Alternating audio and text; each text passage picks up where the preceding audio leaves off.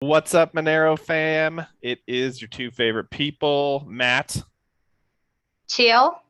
and we are bringing you our weekly Monero roundup. So strap in. We got a lot to cover. We were off last week for American Thanksgiving. I'm sure people in other countries are thankful too, but we're super extra thankful last week. And so, yeah, we got a little bit more to cover. First up is the Kraken delisting of Monero while adding Shiba or Shib. I don't know. Yeah, whatever. It's let me share my screen here. So yeah, this is Doug's tweet here. Clown world in full effect. Shib is gaining listings as Monero is being delisted. And basically this is going to force Monero to evolve into a completely permissionless, completely decentralized piece of technology where you don't need any KYC or centralized exchange to use it. It's all just available for anybody. So, I mean, that's what Monero wants to do and where we want to go. So, I mean, this sucks because, number go up. This probably means number go down, but short term, not so great. Long term, definitely going to build a healthier project, in my opinion. What did you have any thoughts on that, Chill? No, I mean, I agree with Doug. They delist XMR and then, this solid project, and they instead list all kinds of shit coins. I love the song that Crypto Bear created as a respond. Oh As a yeah. response to this. Yeah. No, that was good. That's pretty good, especially for the crypto space, because sometimes it can be kind of cringy. But I thought he did a good job. Should I play a little bit of it? Just start it from the Yeah, beginning. yeah. I'm not too worried about Kraken because when one door closes, we're just gonna make lemonade, and it's enjoying the resilience of the Monero project. Well, We're not gonna yeah, need taxes anyway long term because uh, it's just transitory, right? Once crypto is adopted, what's the point of having exchanges? That's right. Grandpa Mac used to say that, and Gotcha. That's good advice. No, I agree. And I think I've been getting into the secret network and the DeFi and stuff on there and providing some liquidity, and it's really interesting. I've been enjoying it. And yeah, if you haven't seen our video where we do a call with Untraceable, we talk about secret network and all of the DeFi stuff on there. So check that one out. Shameless plug. But yeah, I agree with you. There's really cool solutions that are being built or have been built, and it's only going to get better as more exchanges unlist it. Just won't happen overnight. So yeah, let's play his song. Okay. See here. I'm ready. All right. You're ready. All right. Let's go. Let's party. You can hear it, right? Sipping coffee, no liquor, reminiscing life simple. I never bought Shiv, I never bought Ripple. Now I hear people talking, That's hoping good. to make some waves. But shit come waves, don't do shit when you're government slaves. Talking central banking, you become a product. You digitalized it, now they truly own you. And you won't do shit because the numbers go up. Selling out for a profit, y'all gonna make me throw up. That's great. Those are some good lyrics. Those are all right. No, that video is great. Yeah, you said he has some other music. I haven't heard any of his other stuff. He has a full Monero album on Orange album, and you can purchase it on XMR radio. I Oh, think it's like $10 or something. I bought it. You can buy it with Fiat or XMR. Yeah, he has a lot of. I like his music, so I'm a big fan. yeah, okay. Cool. Yeah, that's the first time I heard it. I was pleasantly surprised because I have a pretty Remember low Monero opinion. Blast we Oh, had in Vegas? He uh-huh. he he was playing this song. I want Monero. I don't want more cash. Yeah. That's a That song was too. actually, I have heard that one. I like that one. That's it. That Yeah, one's catchy. That one's definitely catchy. yeah. Cool. All right. All right, let's see here. What do we got next? Next up, we have your tweet. For your information, the FBI can legally access Signal, the date and time of your registration, the last date you connected. They cannot see message content, but they still know when you signed up and when the last time you used it was. For Threema, they've got a hash of the phone number and the email address. So they can, if they have some of your email addresses and some of your phone addresses, they can just kind of combine those until they get the same hash as what's been given to them by Threema. There's also a push token. If the push services are used, so it's a little token that lives on your phone or whatever device you have it on, can be used for, I think, tracking and other things. I'm not entirely sure what a push token is used for, but public key, data Threema ID. Okay, so that's quite a few. I guess this is under metadata, but that's quite a few pieces of metadata that both Sigma and Threema, which are encrypted messaging apps, right, can Yes, track you correct. for. How did you find what made you tweet this? I guess, where'd you find this out? So if you click on that link, the property of the people, that is actually from that's the official source, the FBI infographic regarding the lawful access to secure messaging so this services. is from the FBI. That's where you got this information from. Okay, Yeah. so that's pretty reliable, I think, if it's coming directly from them. It's probably more than what they're disclosing here. Honestly, I wouldn't put it past them to like downplay what they can access. Although maybe there's some legal requirement that they have to share this. But can I zoom in on this to download it? You can. That's why you can download it. That's why I gave the link so people can actually, because it's pretty blurry and probably on purpose. They are like, I don't know how to scan it. No, this is literally someone in the office took a printed out page and rescanned it in on like a scanner from the 90s. That's exactly what this is. Although some reason you can highlight the text. I don't know. All right, we're getting into the weeds here. I guess they've got here iMessage, Line, Signal, Telegram, Threema, Viber, WeChat, WhatsApp, Wicker. I don't see Session on here. No, you do not see Session. Well, Session, first of all, doesn't have any metadata, and secondly, it's distributed. So I'm not sure how would you collect, like who would you approach, like which node? Yeah, I mean it'd be they would have to use some other method to track you, because from my understanding, Signal's pretty solid from end to end, and especially when it comes to the metadata. So check out Session. They're a great application. Both Chill and I use it. And all right. Anything else about that one, or should I go to the next one? Next one. Next. Okay. All right. MyMonero, tweet from MyMonero. Are you wanting to exchange fiat to crypto? Why not use the MyMonero wallet? We now offer the functionality to exchange fiat to crypto.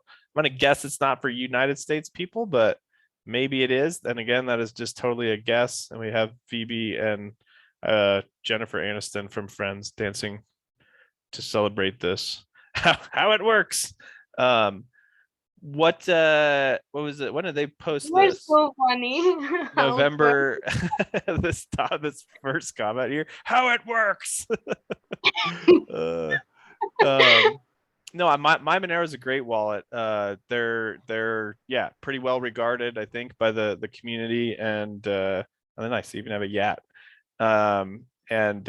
They put out good software, good tech, and now you can buy fiat through them. If anybody knows whether or not it's open to United States people, or if there's KYC, those are the two first questions that pop into my mind. But I'm sure it's a great feature, great product, and people are asking for it. So cool. I should follow them. Now I'm following them. All right, good deal. Any other comments on that one, Chill, or should I move on?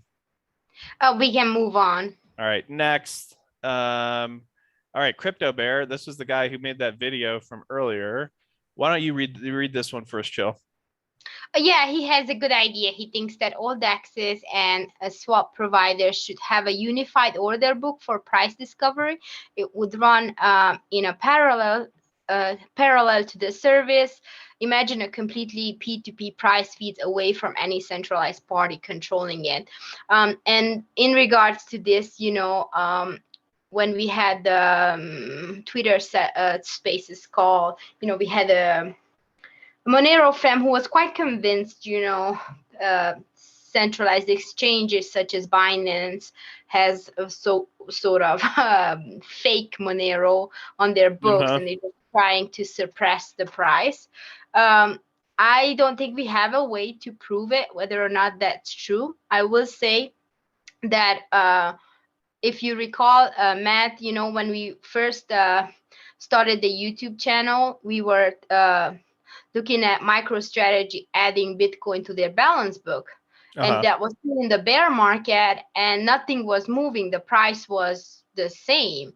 And I remember we were talking back and forth, like, how is this possible that they're buying this much Bitcoin and there's just no price movement? And we were speculating around the fact that, it could have been OTC and it's just not showing on the exchanges. And I have a very strong feeling that that's exactly the case with Monero this time as well. Like people are buying it, but for whatever reason, the price discovery is not showing it yet. So there's like that delay time. And that's just like, that's not a fact. That's just my speculation. But, sure. It seems like all these liquidity issues and it just something's not adding up, but I'm not sure if there's a way to verify it. So so I don't, I don't know if there is a way to verify it, because that's kind of going back. I think that kind of correlates to that argument, about supply auditability for Monero. Like we can't know for sure, but we can know to like a fairly high degree, like a high confidence percentage point that it will, that there isn't like an inflation bug for the supply. But I think that's different than auditing the current supply. That's just like, we can know for certain there's not a... Well, how do you audit Binance's supply, for example, specifically? Like how many Monero they have on their books? How do we check that? Right.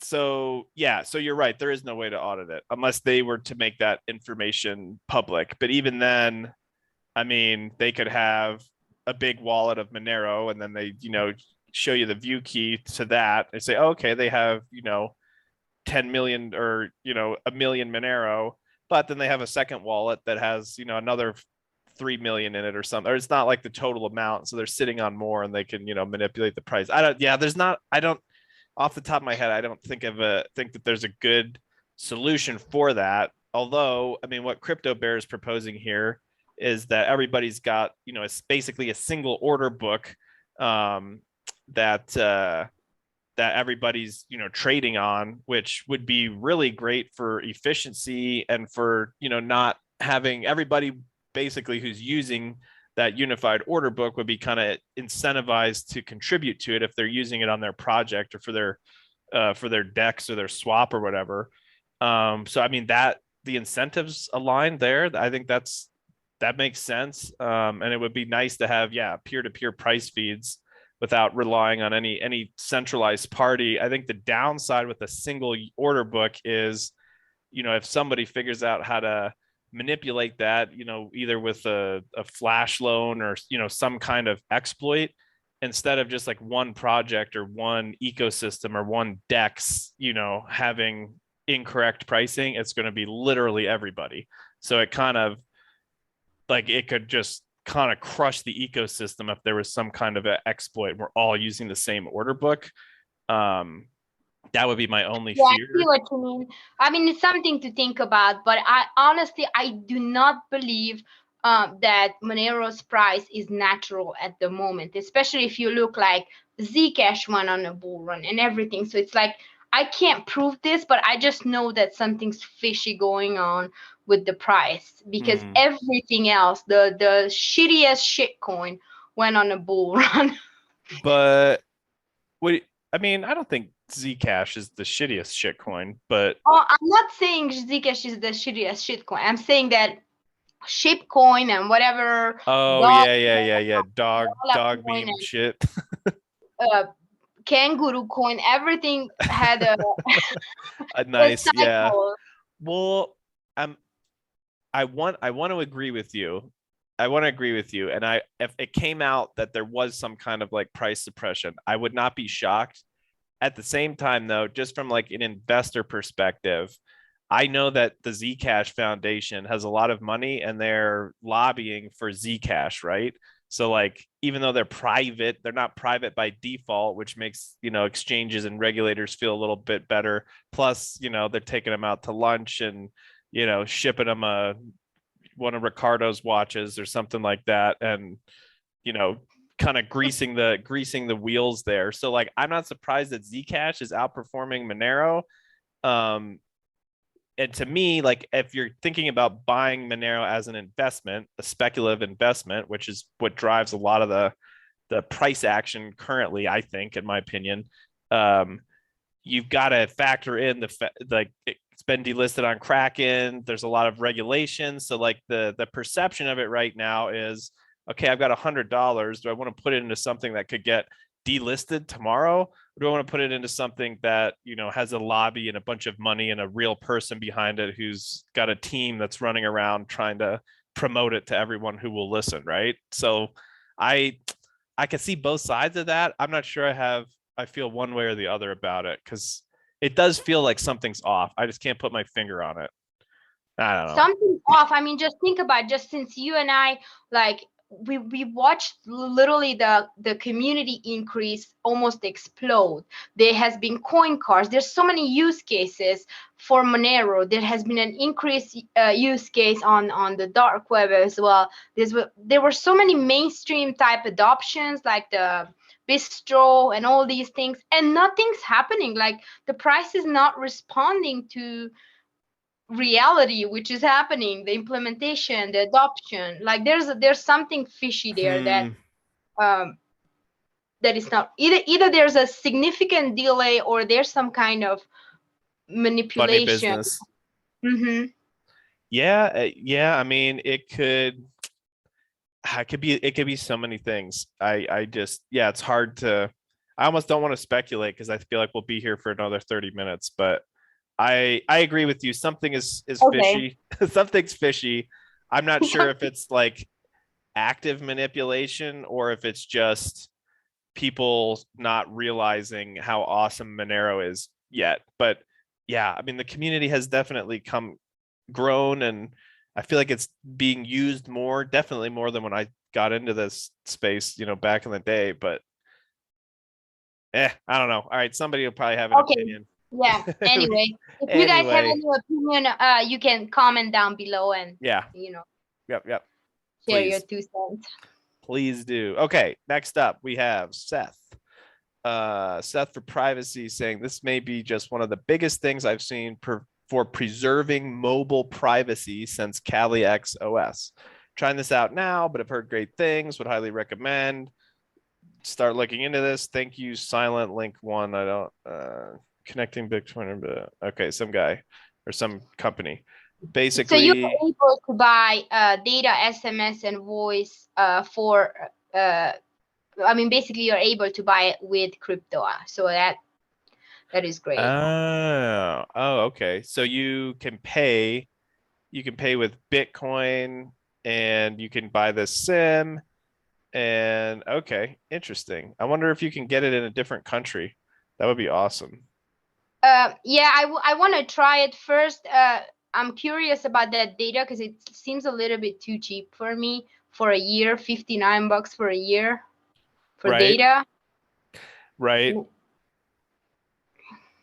Yeah, that's data, text, and voice inbound.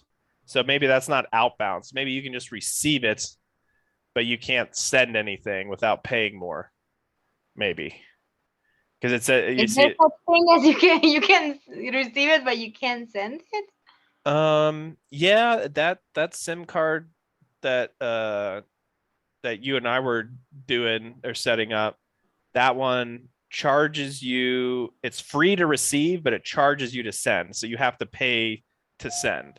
So I can receive, or no, actually, I think I have to pay to receive as well. I don't know.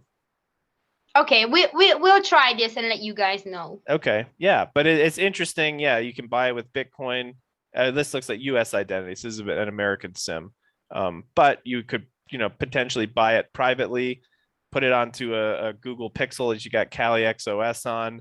And I don't really, if you bought that Pixel with cash or with a gift card or something, then you could be pretty anonymous with that. I think is probably what Seth's getting out here, since he's very privacy focused. But yeah, we'll have to check it out. That's a cool thing to be aware of. Thank you, Seth and Silent Link One.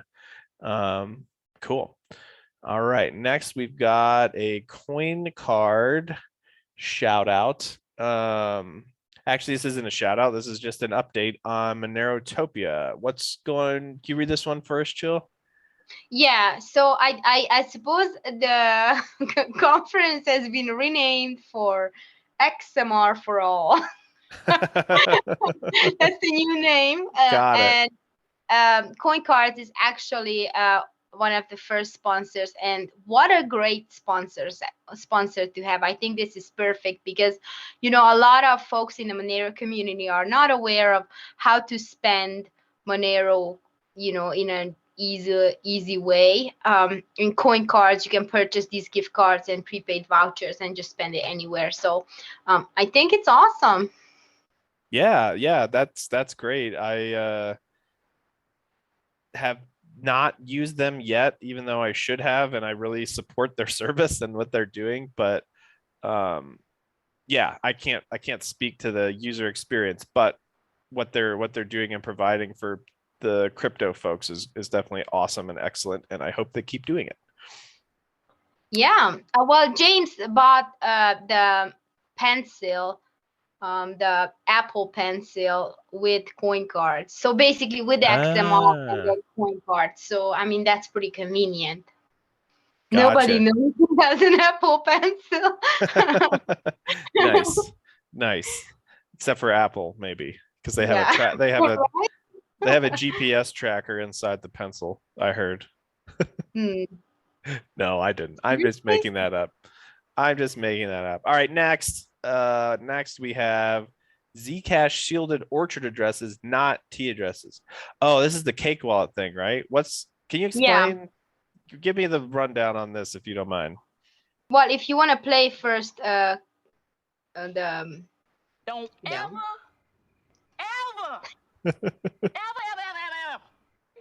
don't ever. That's Chris Tucker, right? Is that Rush Yes. Hour? Yeah. I love Chris Tucker actually. Yeah. So they added Zcash, but it's gonna be auto shielding and only the orchard shielded pool inside the wallet. Now, obviously, some of the Monero community members are concerned about potential bugs. I'm not sure what happened at the last integration when we added Bitcoin, but they're concerned that if there's going to be any bugs, that's going to affect the wallet. Some folks don't want Zcash in the Cake wallet, so Cake wallet actually decided to create Monero only Cake wallet, but obviously it's in the process. Yeah, but on the other hand, I'm not worried. Well, first of all, I think the Monero kids are smart enough to know. So some people were like, well, people from the Monero community will start buying Zcash, and they don't agree with some of the philosophical. I mean, which I'm not worried, because I mean they are smart kids. They never they're gonna do their research and they're not gonna see a coin like let me buy it. And secondly, there are tons of other wallets. I mean, we have MyMonero, we have Monerujo, we have Feather wallet. It's not like we have so many options. Well, yeah, I mean, and it doesn't. what do I want to say here? It just kind of sounds like the way you're explaining it to me sounds like this is kind of a non-issue. Like, oh no, if they add Zcash, shielded orchard addresses, there could be a bug, and Cake Wallet might not work. But I trust the team. They've got a very good track record. And I mean, any kind of upgrade to the software is going to have potentially some bugs. So I don't know. I mean, I guess, yeah, I mean, they've got to upgrade the software. I mean, they have to change the software. It can't just stay the same. So there's always going to be a risk of bugs. I guess if you're integrating an entirely new wallet, that risk would be a little bit higher. So I guess I can sort of see that, but also, it's Vic's company. He can offer, choose to offer what he wants, I guess, and people can have an opinion on that. So that's all good. But the fact that there's a Monero only Cake wallet that's coming soon, to me, is like the perfect response to that. Like, here's one that you just only use Monero with, and then for everybody else who wants the other stuff, here's the one that has all the other coins in it. That's great. That's a great solution. Everybody's happy, I would assume. So it's yeah. Not everybody's happy. That's the whole thing. I don't understand. I don't understand what there's to get upset about, but well, you just don't. I'm sure someone will tell me. I'm sure someone will come out of the woodwork and scream it at me in all caps. And also, that movie was Friday, one of the Fridays, not Rush Hour. Just FYI for the cinephiles out there. It's something to be aware of. Zcash is coming to Cake Wallet. That's the bottom line. Yes. All right. Next, Howard Chu. Today is the 2-year anniversary of the switch to RandomX proof of work on the Monero network. Still no ASICs in sight. And this is the total hash rate.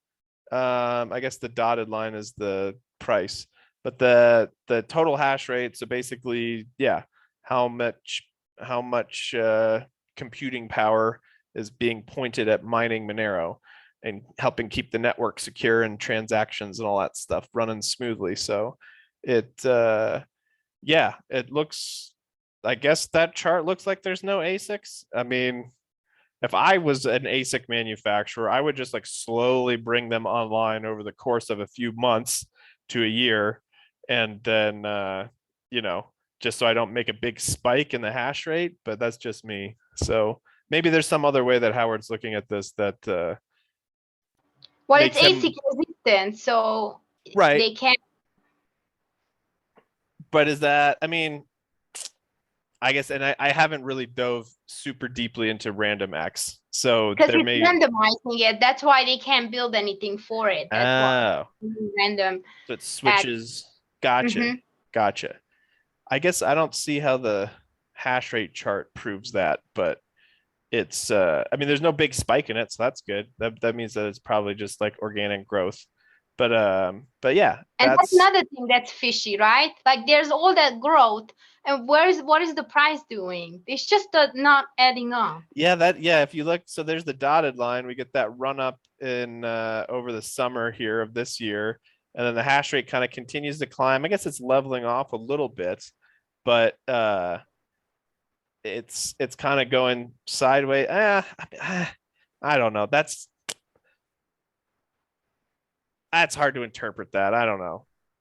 I could see it either way. You could make a case either way, but to me, it's not like clearly like, the hash rate is shooting through the roof and the price is like going down. That I would want to see like an inverse correlation there. This is kind of, it's still like a little decoupled, but not, I don't know. It's I'm just being the devil's advocate here because I know that you're very suspicious. So I'm just being that guy. But 2-year anniversary of the switch to RandomX. That's awesome. I'm not sure. I'm trying to remember. I'm pretty sure I was mining it when it came out, and I think everybody was a little, I don't want to say skeptical, but they were excited, but they also weren't 100% sure that it was going to work. Other than maybe the people who created it. they probably had a lot of confidence. But in the mining community, everybody was like, all right, like, yay, I hope this doesn't like break the network. And 2 years later, here we are. Everything is running smoothly. There doesn't appear to be any ASICs on the network. It's doing what it's supposed to be doing. You can mine it with a CPU. And that was kind of the whole point. There's no ASICs. So yeah, that's definitely a milestone to celebrate. Yeah, I like it. I like it. So cheers to that. 2 years. Cheers to 2 years of RandomX. Hell yeah. Hell yeah. All right. Next up, we have James, the Monero. He's drawn the Monero tree of wisdom. Okay, let's see what this is. It's beautiful. It's hand drawn. Ah. Oh, right, with his Apple Pencil. Yes, yes. So nice. Oh yeah, great. Each of the leaves is the Monero. Oh, okay. Each of the leaves is the Monero, and then it's got the Monero logo there. Oh, that's cool. It's like a little nighttime Monero moon tree. I like it. I think he should create more Monero artwork. It's beautiful. Yeah, that's make it turn into an NFT on the secret network and become the private people. Yeah, that's an idea. Or just make it for the love of it and share it with the community, and everyone will appreciate it, and it's all good. Don't have to make a buck on everything, I suppose, right? Yeah. Cool. Well, yeah, nice, James. That's a okay, good. I do follow him. I do want to make sure there. That is an awesome drawing, my good man. All right, next up we have Chill's Christmas list. All right, take us through this. Oh, okay. Well, if you play, it's gonna go. I made a Christmas list of what I want. I want a new Tutanota scheduling platform that works with the zero knowledge calendar. It's super annoying that nothing does right now. Yeah. I want DEX to launch with like a very slick user interface that's easy to use. I want the LavaBit to improve the Magma. If any of you guys know, basically LavaBit is another end-to-end encrypted email. It's the one that was shut down when Edward Snowden was using it. And the FBI came for the servers, and the founder actually turned off the servers that he built for like 10 years instead of handing over and responding to the court order. Yeah. And then once he went away, he came back with an idea of how to store the data on your actual device instead of, in a central server that the FBI can basically request access to. Or I say request in quotes because it's more like demand. Exactly. So they came out. So I'm very fond of LavaBit email, but they have something called Magma, which is you're able to install this apparently on your server and then just run the email service on your server. But it's not exactly very user friendly, and there's nothing I could do about it. So I mean, I really wish that they come up with, I don't know, some kind of demo or tutorial. Just make it easy so it's like Nextcloud. Right. Yeah, the self-hosted email, that's a tough that's not there's some technical challenges, I think, with setting up most of those self-hosted emails. I don't know of like a very simple like click and install solution for that. There may be one, but yeah, that'd be awesome if Magma did. There isn't. Everything is just too hard, but I don't think that we should give up on it just because it's too hard right now. Yeah, we should keep trying. So all right, I would like Cake Wallet to add like an Astico type voucher so that we can have like direct, no KYC Monero unwrap, or just someone to come out with an Astico type Monero voucher that can be used both on DEX, Cake Wallet, MyMonero, Monero, and oh, what? That would be just such a cool, fiat on ramp, no KYC. Yeah. Pancake, once Pancake launches, I really want them to use Lokinet Okay. and just integrate it with the platform. And I believe this one is happening. They are adding Y2P to the Monero GUI, so it's going to be, it's going to cover the communication. Oh, nice, nice. Okay. Well, that's an awesome Christmas list, and it sounds like number 6 you're already getting that one. I know. That's nice. And if any of you know Chill in real life, you know that she's always giving everyone presents. So you have a ton of amazing karma for receiving presents. And if this is your list, then I'm gonna guess that all of these things will happen eventually. So Yeah, nice. hopefully. I like it. I like it. I love it. Anything else you want? What do I want? Open source, just regarding open source privacy tool. I mean, I've been kind of working on and off on a little like side project where it's, you have a Raspberry Pi and you kind of self-host a bunch of stuff. And I wish that it was easier. I just need to either teach myself how to do some of the development work or find someone who wants to do it with me.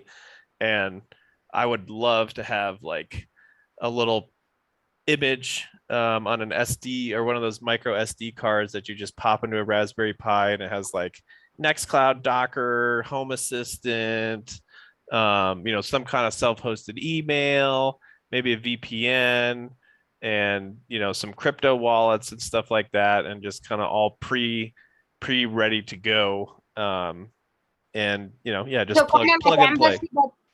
But more Monero focused. Yeah, actually, very similar to the embassy. Just more Monero focused and more, just more like I don't know. I haven't looked at what they're offering lately, but when we first checked it out, like about 6 months ago or whenever that was, actually might have been last year, it didn't seem like they had a lot of the. It didn't seem like they had a lot of the like physical world type of applications. Like I consider like Home Assistant, I can build myself an open source camera and put it out front, and then it streams through Home Assistant down to my server in my basement, or my Raspberry Pi in my basement, like stuff like that. I didn't see that on there. I don't know if they're going to do it, but yeah, basically the embassy just for like the open source things that I want. That's my Christmas wish list. And also that the Monero fam gets along better and doesn't take stuff so seriously and personally when someone disagrees with them. We're all in it. We're all in it together, baby. Yeah. But yep, those are my two Christmas items. Those are awesome Christmas items. Thank you. Well, I hope everyone had a wonderful. Yeah, it's been a very good year so far. We had the P2P pools for Monero. We had the Shapeshift DAO happen this year. We had DEX, Comet, Farcaster, Thorchain. It's been wonderful, really. Yeah, no, it has. It's been a great year for crypto, and I mean Monero in particular, I think has made a lot of great progress. And we should do like a recap video, maybe like the end of the month or early January, like 2021 for Monero, and milestones and things like that. Just like take a look back at the year. That could be kind of fun. Yeah, let's do that. All right. Sounds good. Well, I think that's going to do it for today. We're running out of time here, but that's your Monero news for this week, and technically last week, since we didn't do it last week. And stay tuned, give us a like, subscribe. We love y'all, and stay private. Stay private.